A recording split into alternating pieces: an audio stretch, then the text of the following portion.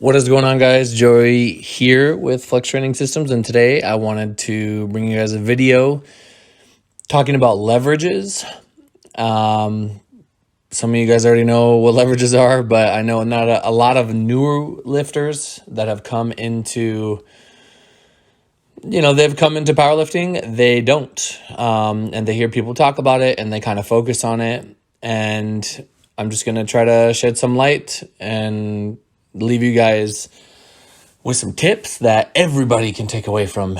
So your leverages are basically, it's kind of like, it starts with like your limb lengths, right? And so everybody's going to have short femurs, long femurs, short arms, long arms, whatever, torso length, all that. The reason why this matters is because in powerlifting, you're trying to reach certain positions that are like, we have like universal rules for them, but everybody's anatomy is very different. And it's about being able to hit those checkpoints, basically, within your own leverages, within the rules, to demonstrate that you did complete the lift.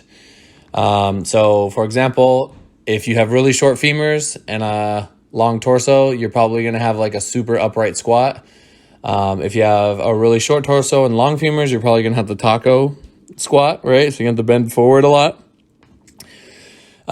Certain lifts are going to be easier for some people naturally because of this. So for example, some people that lock out on deadlift, on sumo, their hands, like their wrist, like barely touches their thigh, and they could just like lock out super easy, and it's almost like they're doing a block pull.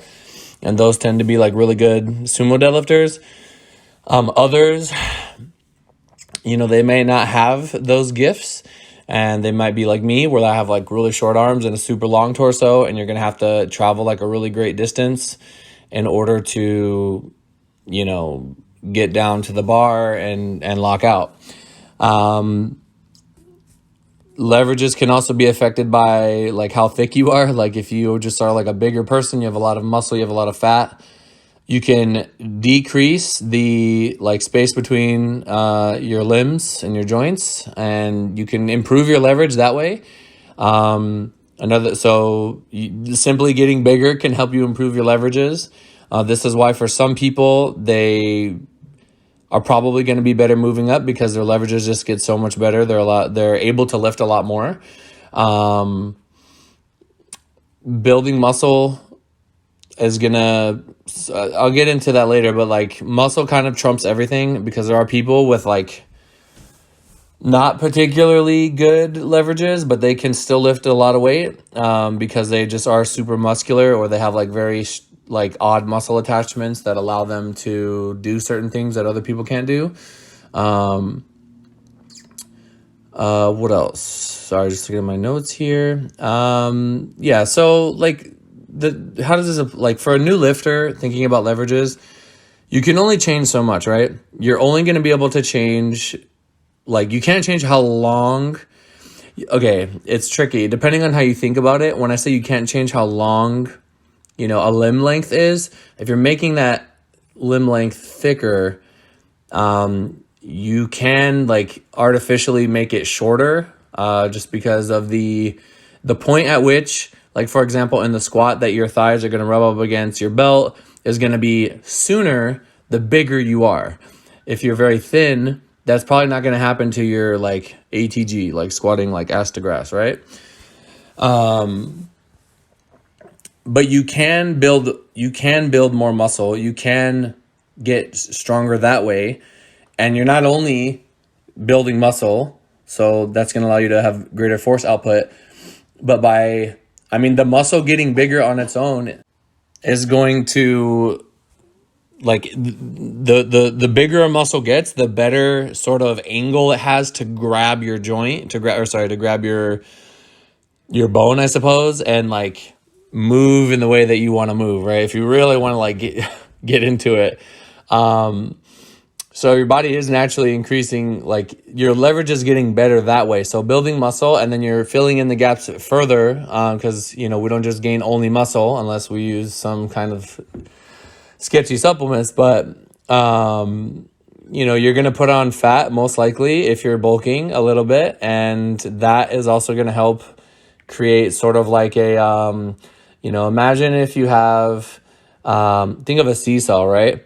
And the board on top of the little triangle is like the muscle, and then underneath that, the little triangle can be like fat. So for example, if you have like 2 strands of muscle and in the middle you have some fat, it's easier to sort of lever the weight or lever whatever you're trying to do that way, as opposed to, pulling directly on it, if that makes sense.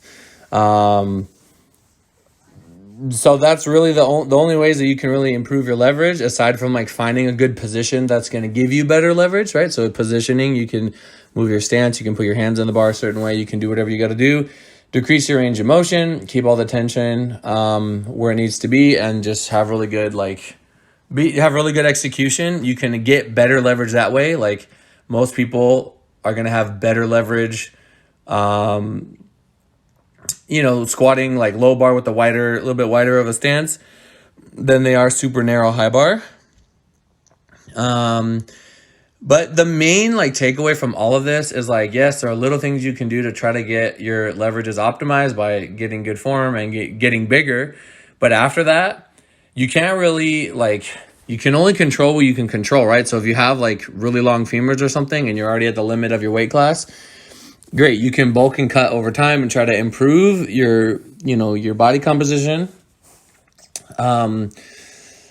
But you can't really control too much outside of that. So focusing on things like, oh man, I wish I was taller or shorter or whatever, that's not really going to help you.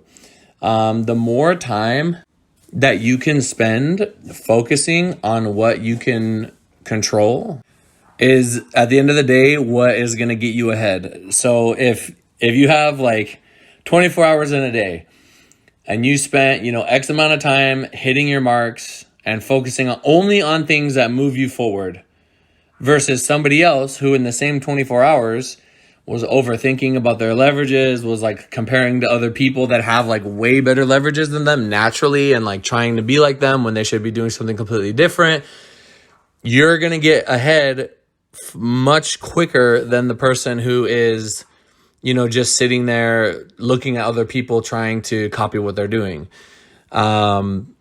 Because at the end of the day, that ended up becoming a different subject, but copying other people and their leverages, nobody has exactly the same leverages. You could be somewhat similar, but some people are just going to have it. You know what I mean? So you got to figure out what stance is best for you, what body fat, how much body fat, how much muscle do you need to be able to do what you want to do. And just really focusing on the little things that are going to give you what you need. If we, stay super hyper focused on what other people are doing, or things about ourselves that there's nothing, we can't really change, I mean, it's not really going to help. It's not really going to move you forward. And I think you're going to just be pretty frustrated because you're wasting time on stuff that your effort is just better spent elsewhere. And I think that goes for anything in life, anything that you're trying to do, that you're trying to get better at. So anyway, guys, just want to make a quick video on that. If you were able to take something away from this video, drop a like, leave a comment.